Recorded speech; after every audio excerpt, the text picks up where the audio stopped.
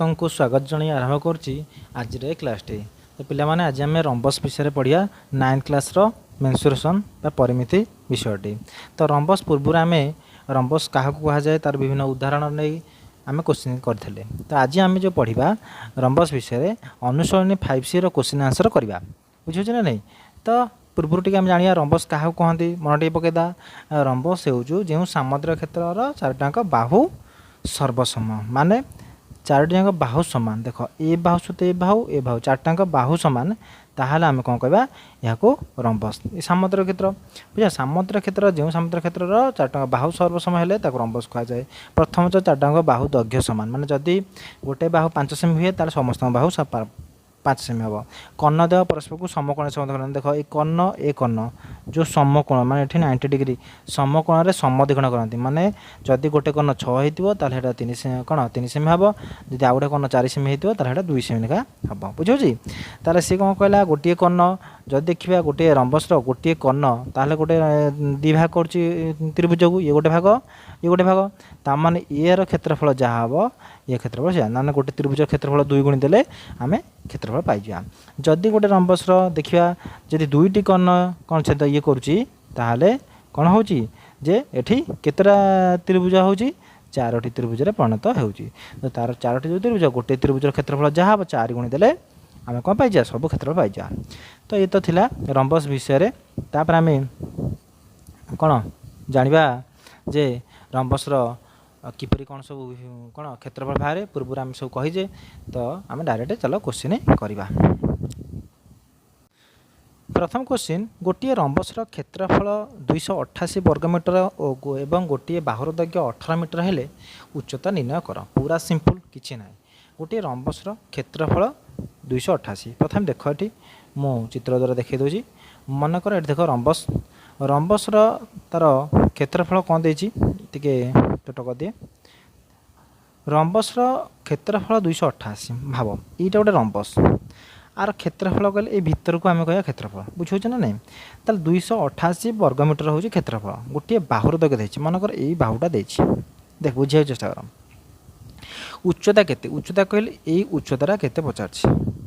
ଆମେ ଜାଣିଛେ ରମ୍ବସ୍ର କ୍ଷେତ୍ରଫଳ କ'ଣ? ରମ୍ବସ୍ର କ୍ଷେତ୍ରଫଳ ହେଉଛି ଭୂମି ଗୁଣନ ଉଚ୍ଚତା। ସାମୁଦ୍ରିକ କ୍ଷେତ୍ରଫଳ ଉଚ୍ଚତା ଯାହା, ମାନେ କ୍ଷେତ୍ରଫଳ ତାହା ହେବ। ଏ ରମ୍ବସ୍ର ବି ସେଇଆ ହେବ, ଯେ ଗୋଟେ ଭୂମି ଆଉ ତା ବାଦେ ଉଚ୍ଚତା।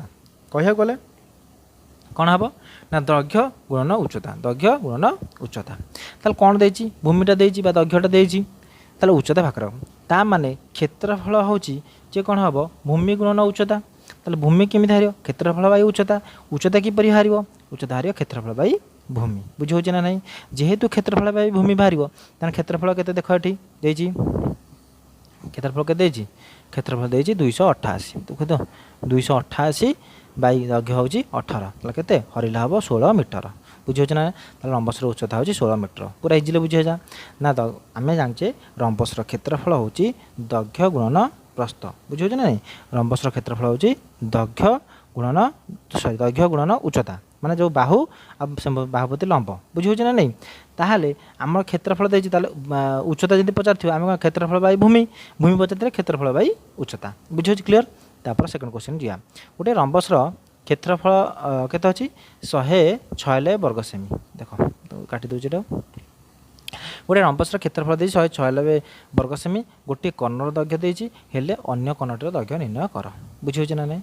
ତାହେଲେ କେମିତି କରିବା? ଦେଖ କ'ଣ ଦେଇଛି?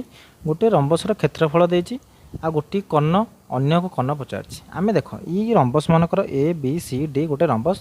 ଏହାର କର୍ଣ୍ଣ କିଏ ହେଲା? ଗୋଟେ ହେଉଛି AC କର୍ଣ୍ଣ, ଆଉ ଗୋଟେ ହେଉଛି BD କର୍ଣ୍ଣ। ବୁଝିହେଉଛି? ଗୋଟେ AC କର୍ଣ୍ଣ ଆଉ ଗୋଟେ BD କର୍ଣ୍ଣ। ଆମେ ଜାଣିଛେ ରମ୍ବସ୍ର କ୍ଷେତ୍ରଫଳ ସୂତ୍ର କ'ଣ? କ୍ଷେତ୍ରଫଳ ଫର୍ମୁଲା ହେଉଛି ହାଫ୍ ଗୁଣନ କର୍ଣ୍ଣ ଦ୍ୱୟର ଗୁଣଫଳ। ବୁଝିହେଉଛି ନା ନାହିଁ? ହାଫ୍ ଗୁଣନ କର୍ଣ୍ଣ ଦ୍ୱୟର ଗୁଣଫଳ। ବୁଝିହେଉଛି? ଯଦି କ୍ଷେତ୍ରଫଳ ଜାଗାରେ ଆମେ ସେ ମୂଲ୍ୟ ପକାଇଦେବା, ତାହେଲେ କ୍ଷେତ୍ରଫଳ ପ୍ରଶ୍ନ ଅନୁସାରେ କେତେ ଦେଇଛି? 196 ବର୍ଗ ସେମି। ତାହେଲେ ଗୋଟିଏ କର୍ଣ୍ଣ ଦେଇଛି, ତାମାନେ ଦୁଇଟା ହରା ହେଇଛି, ସେଗୁଡ଼ିକ ଗଲେ କ'ଣ ହେବ? ଗୁଣା ହେବ। ଗୋଟିଏ କର୍ଣ୍ଣ ଗୁଣା ହେବ, ଆଉ ଗୋଟେ କର୍ଣ୍ଣ हरा हवा एपटे आसे तार अन्य कर्णटी किपर हो 2 गुणन क्षेत्रफल बाई गोटे कर्ण बुझे ना ना क्षेत्रफल गोटे रंबसर क्षेत्रफल फर्मूला होची आम जब भूमि देते भूमि गुणन उच्चता यहाँ गोटे क्लीयर आउ गोटे सूत्र होची हाफ गुणन कर्ण द्वयर गुणफल तो गोटे ये देख 2 हरा है गुणा हम गोटे कर्ण 2टी कर्ण देते गोटा हूँ कौन जे देख ये कौन हम ये देखा आम तमें हाफ गुणन कौन हम एसी इंटू कौन हम बीडी यहाँ कौन हम ता क्षेत्रफल बुझे ना ना क्षेत्रफल ता माने जदि आम गोटे कर्ण तो मन जेकोसी गोटे कर्ण को रखा आउ से गुड़ा कौन हम 2टा कौन है हरा है गुणा हम ये मन बीडीटा गुणा है से गला हरा हम ता माने 2 गुणन क्षेत्रफल बाई गोटे कौन कर्ण देख से अनुसार यहाँ देखनी जे कौन देती ना 146 वर्ग सेमी गोटे कर्ण हूँ 28 तक अन्य कर्ण के 2 गुणन क्षेत्रफल जो गोटे कर्ण उत्तर होती केते देख 2 इंटू 146 बाई 28 14 मीटर बुझे ना नहीं तार अन्य रंबसर अन्य कर्णटर दैर्घ्य के 14 मीटर बुझे क्वेश्चन को देखा सब मन रखा केतबेले सूत्र घोषानी आम खाली मन रखा जे बेसिक जिनसटा जाना जे टपिक पूरा भल जब बुझीजा ताले किसी असुविधा हे ना तापर थर्ड क्वेश्चन कौन देती गोटे रंबसर 2टी कर्ण दैर्घ्य देती बाहुर दैर्घ्य निर्णय कर तार देख कौन कही कर्ण देती 2टी बाहु पचार ये आम चित्र देखिले कौन हम मनकर यहाँ गोटे रंबस देख मनकर ये गोटे रंबस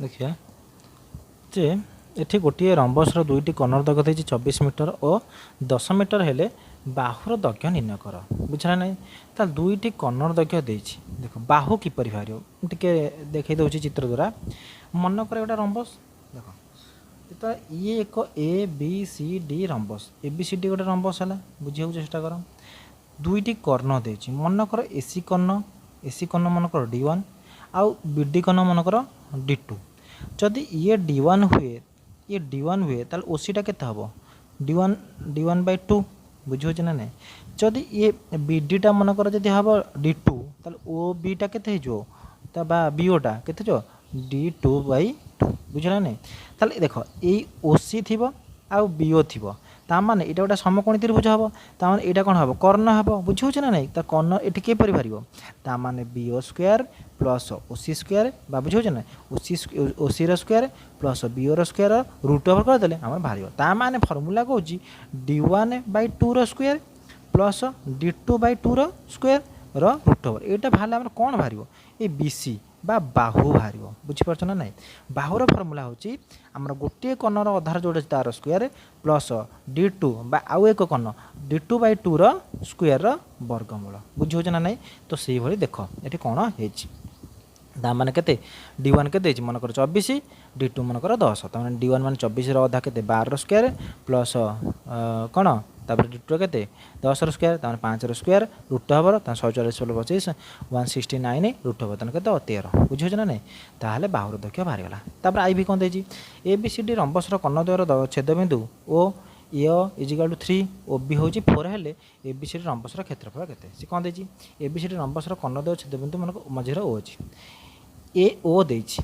कौन देती ए ओ एटा ए ओ देती ओ बी देती ओ बीटा भी देती सी कौन ए सी पचार ए सी जो ओ देती ओ बी देती हेले ये जो रंबसर क्षेत्रफल भाग पचार पचार बुझा ना देख ये किसी असुविधा ना कहीं आम ये कर्णद्वय दे देछि कहीं देख जिते ये एओ देछि केते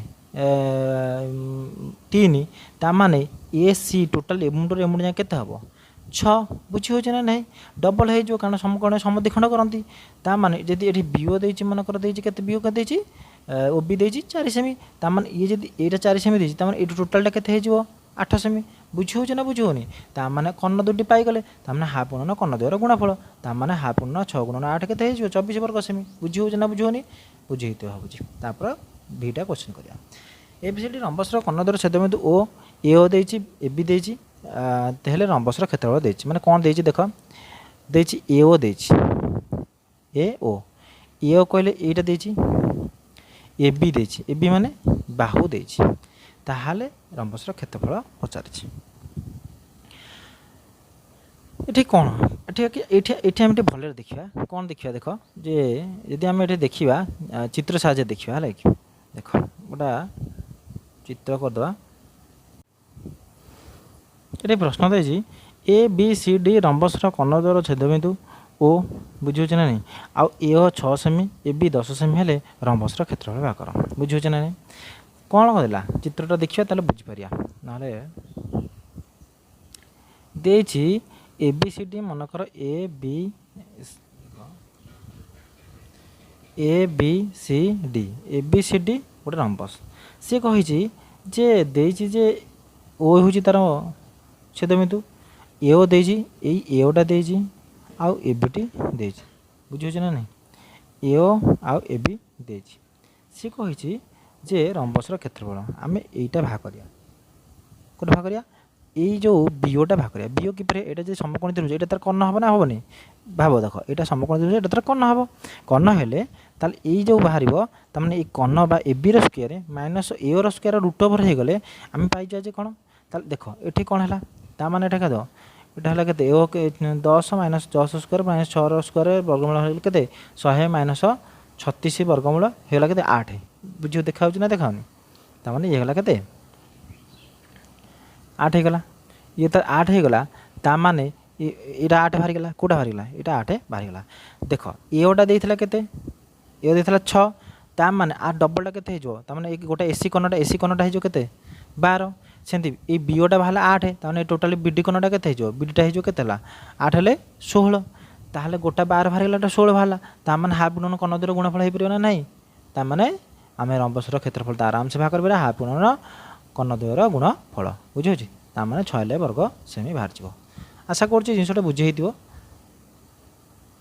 तो 2 नंबर क्वेश्चन देखिए गोटे रंबसर बाहुर दैर्घ्य 10 सेमी गोटे कर्ण दैर्घ्य देछि रंबसर क्षेत्रफल निर्णय कर ताल कि ना गोटे बाहु देछि गोटे कर्ण देछि रंबसर बाहुर दैर्घ्य देछि गोटे कर्ण दैर्घ्य देछि रंबसर क्षेत्रफल निर्णय कर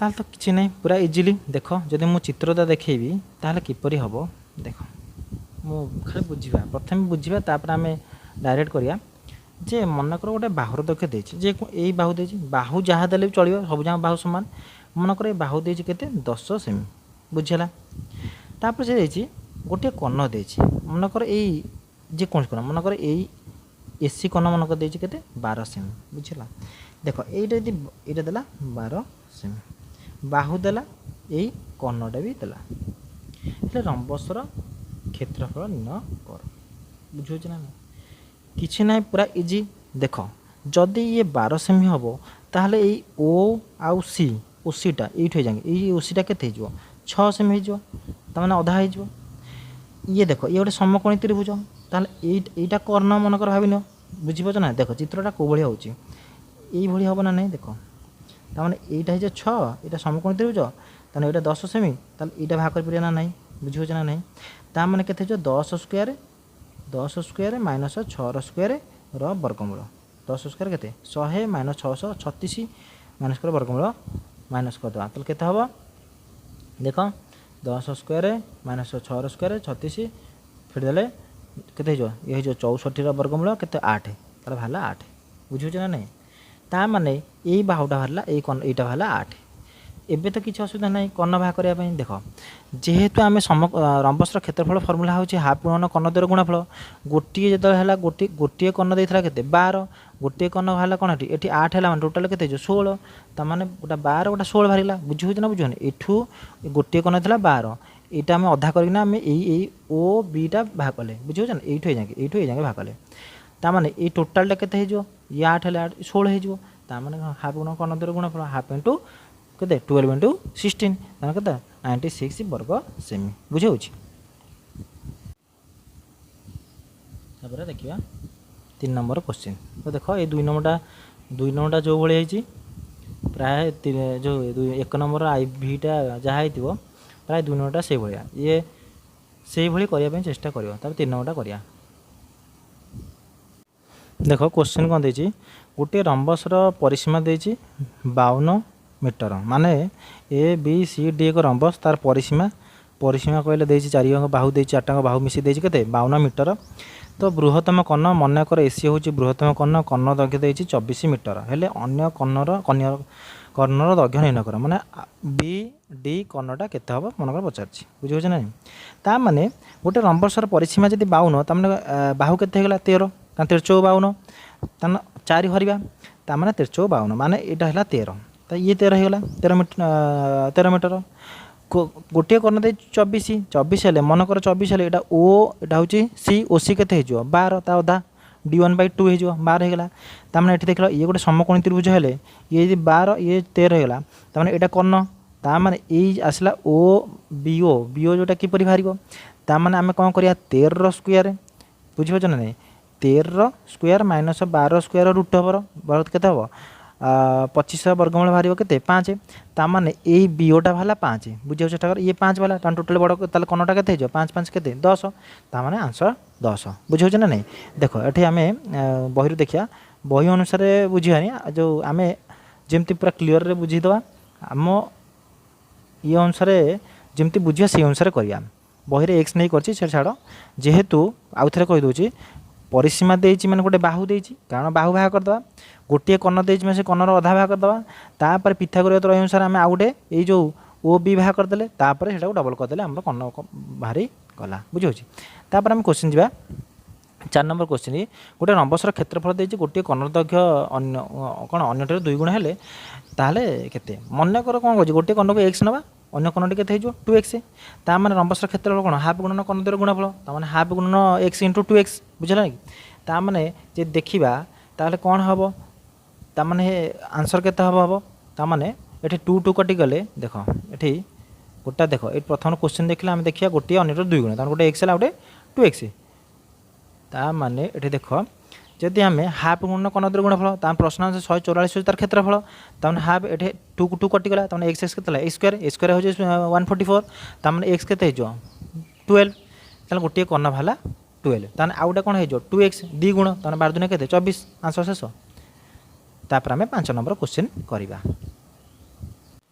5 नंबर क्वेश्चन पढ़िया गोटे रंबसर गोटे बाहुर दैर्घ्य देती देख गोटे बाहुर दैर्घ्य देती आउ बाहु ठार यार दूरता एतिक हेले कौन 14 सेमी हेले यार उच्चता दूरता कहले कौन ये दूरता कहले रंबसर उच्चता बुझे ना जिते आम गोटे रंबस करवा रंबसर भूमिपति यहाँ दूरता कहले तार उच्चता को बुझाए बुझे ता माने आम रंबसर क्षेत्रफल कौन जाचे जे भूमि गुणन उच्चता बा दैर्घ्य गुणन उच्चता ताने के 18 आउ 14 बुझे नहीं ताने भूमि दैर्घ्य के 18 आउ बाहु देती 14 ताने के 252 वर्ग सेमी रंबसर क्षेत्रफल केते हम 252 वर्ग सेमी बुझला।